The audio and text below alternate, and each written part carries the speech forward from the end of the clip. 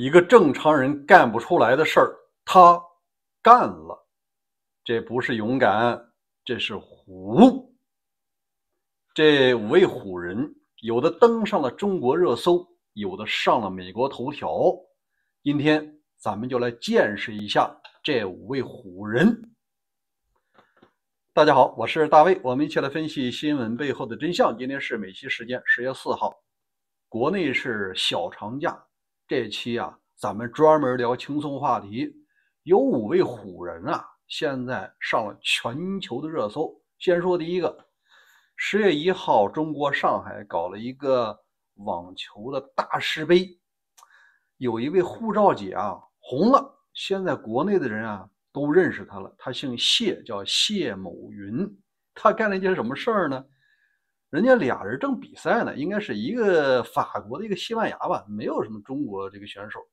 他呢在那里大喊大叫，可能其中一个是他的偶像，但他大喊大叫尤其是喊人名字就把这偶像打扰了。人家正打网球比着赛呢，你叫他名字，你说能不影响吗？教练不高兴了，就说女士你不要再喊了。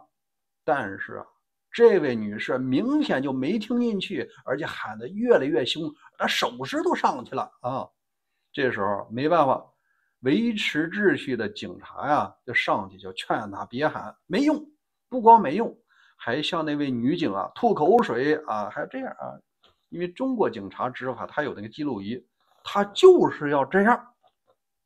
后来人们发现必须得把他清出去，不然这比赛没法看，成千上万的人都听他了，他成主角了。但这个时候他做了一个惊世骇俗的活动，他从兜里啪拿出来一本瑞士的护照瑞典的护照，还有一个中国的居民身份证，就那么一亮，说我不是中国人，你管不了我。警察呢一下子就被他给吓呆了。这儿如果搞不好真的可能要出这个外交事故外交无小事嘛。他说他不是中国人，他有外交豁免权。后来人们可能是中国的大数据比较强，很快就搜出来他入场是用中国身份证买的票，那个护照洋护照是他这个儿子的。很快这位女士的这个行为传遍了全球。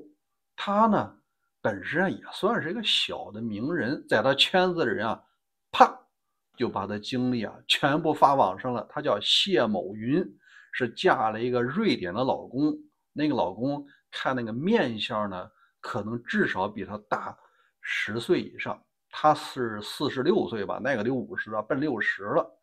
有个混血的孩子。之所以让他成为这个热搜他获得了一个叫护照姐。你明明是个中国人，是中国身份证登记的，你无非嫁一个那个老公，你咋就是外国人了呢？还拿着自己儿子护照，我感觉他呢有点这个飘了。后来警方公布了处理结果，说这位女士酒后已经接受了行政的处罚。我感觉酒在这时候不应该背这个锅。假设他真喝醉了，他要真喝醉了应该是呼呼大睡，或者说是胡言乱语。他呢那个才是，就这个感觉才是这位女士道德的真实面目。平时那都是装的。他自称呢是海外企业 CEO， 啥 CEO本质上就是一个暴发户农民。你别说你没有加入这个瑞典国籍，你加入了瑞典国籍，你用中国身份证入场也是违法的，因为按照中国的法律，它不承认双重国籍。你加入外国，你国内的自动失去，你不能用身份证了，本身你就违法。你看，这是第一位护照姐吧。第二位呢也挺有意思，这是在澳大利亚的悉尼前一段时间这个杨兰兰的事儿刚强压下去，而这位自己说我是红3代。因为呢有一些人在这个抗议在中国领馆抗议，他呢直接过去跟人家吵起来了，而且喊出了一句习近平万岁。老习啊，他确实有这个想法，至少人家是要活150岁，还没人敢喊万岁啊！他喊了好几句那个习近平万岁，你这叫高级黑呀！而且他说呢，他爷爷是新疆军区的将军。新疆军区我大概了解了一下啊，原来是二爷的人马，这个是50几年进的西藏，成为一个大军区，现在他已经成为这个副军区级了啊，级别没那么高了。你就是红三代，你打算要步这个杨兰兰的后尘吗？你知道官方为了摆平杨兰兰花了至少上千万的钱啊！你这时候一家伙可能让自己的爷爷或者他爹曝光，他可能成为一个坑爹货。第三个，我们说也是亚洲近邻，印度空军司令叫辛格，他在今天对外发布了一个事儿，他说5月份我们和中国的这个战争行动中我们击落了10几架的敌军战斗机，其中既有美国 F-16，又有中国的歼17。他呢说完了以后没有提供任何的证据，人家记者直接就惊呆了，因为巴基斯坦在5月份的时候，他说击落了5架印度的战机有的是法国阵风也有这个米格什么米直升机，人家是有照片也有这个视频出来了，你这还冒着烟呢，这玩意儿你没法作假吧？他呢倒好，直接说我击落的10架战斗机，其中包括 F-16，但是不提供任何的证据。我在想，您作为这个级别不低的空军司令，怎么说话这么没谱呢？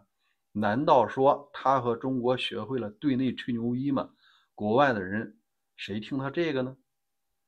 第四个还是普大帝，他呢也做了一件匪夷所思的事儿，简直就是惊世骇俗。有网友拍到，在列宁格勒有一个长长的专列，上面运载着2战时期的榴弹炮，现在都80多年了，修吧又拿出来，他干嘛呢？他要运到俄罗斯和爱沙尼亚、拉脱维亚的交界地带，他要对抗北约。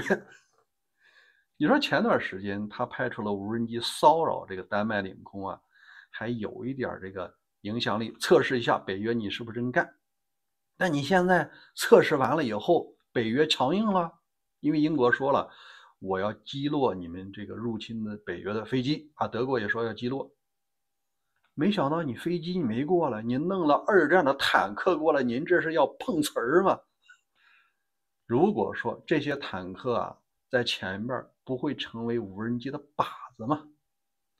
第四个，我们说一下美国的事儿。这个前几天也说过了老川有一个精神领袖，他呢叫做宗教的密友吧。我给他一个评价呢是，既不基督，也不右翼，是更不传统。为什么呀？因为这位老川的精神领袖，他最近被捕了。以前他曾经对一个14岁的小女孩做出了不法的行为，现在判了，据说是20年缓刑，但是前6个月他必须要去坐牢，而且要赔付23万美金。你看那个照片就是背着手上铐子俩警察架着他走。威信扫地是尊严扫地。因为实际上我们挨个分析一下，有些人就讲我们是保守的，我们是右翼的，我们是基督徒。你看他干出来的行为，他蛮拧嘛。首先，您作为这个基督徒，一个牧师，而且是老牧师，怎么能干成那样不法的行为？这儿不基督吧？第二，他讲的是传统的，我们是这个右翼的。右翼传统上它是叫做支持小政府、大社会，政府你不能包办一切。但是现在他们支持的人在干什么呀？拥有行政权，又要占有立法权、司法权，现在对媒体呀都要说三道四，而且他要掌握军权，让军队啊效忠于个人，而不是美国的宪法。这保守吗？这传统吗？这主义吗？所以说啊，他既不基督啊，也不传统，更不保守。最后还是说老川吧，他这次上了美国头条，他干了2件事啊，我感觉以前的任何一任总统啊都不愿意干的事儿，那就是首先，他国家博物馆啊下属有一个艾森豪威尔图书馆，他在访问英国前夕啊，他干了一件事儿，他给下面人安排，哎，我想把艾森豪威尔总统有一把非常著名的宝剑，你把它给我，我当做礼物，我要送给这个英国国王查尔斯。这个艾森豪威尔博物馆的馆长不同意了，他说这个剑啊是唯一的，这是国家文物，我作为这个博物馆的馆长，我有义务保护它，不能让你给拿走。因为历史上啊，如果你当国礼送出的话，你完全可以送复制品，原件这属于全体美国民众的。你总统那更应该遵守这个法律呀、但是人家明确讲啊，就是要那个原件，因为那个原件是在2战时期荷兰的国王送给艾森豪威尔的。那个后来当总统以后啊，死了以后，就在这个属于国家资产，放在了博物馆。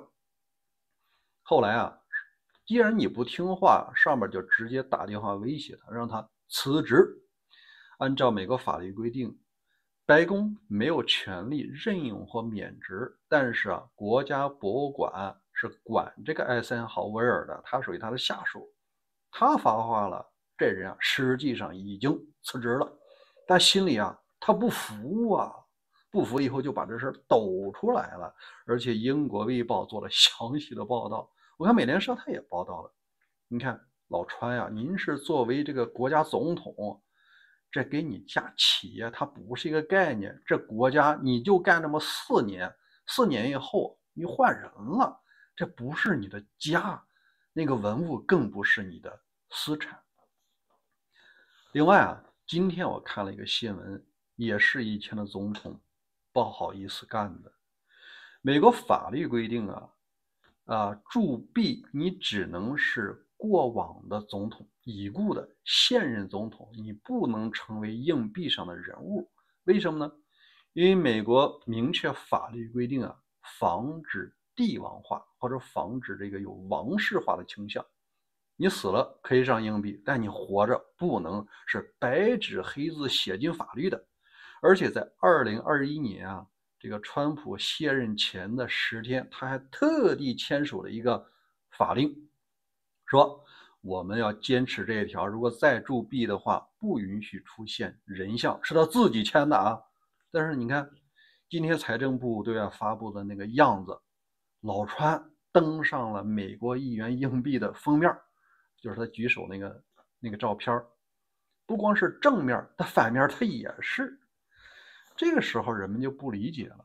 首先是美国的法律呀、在那摆着呢，不允许在任总统上硬币。第二，你不是自己在卸任前签过法律吗？现在怎么全忘了呢？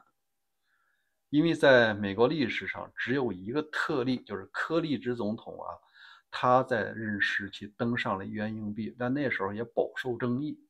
我呢有一个不太好的一个感受，就是在中国的文化中啊，一个帝王如果给自己建庙不太好，就是你活着的时候你建那陵园啊，你这是把自己搞方了。你看美国明文法律和传统文化上，活人啊都不上那个硬币。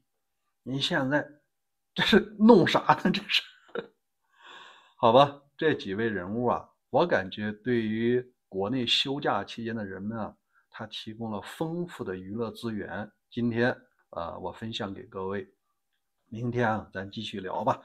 我想可能要聊一下这个王健林的猫鼠游戏吧，敬请期待啊！最后感谢您打开小铃铛，明天咱们第一时间再见。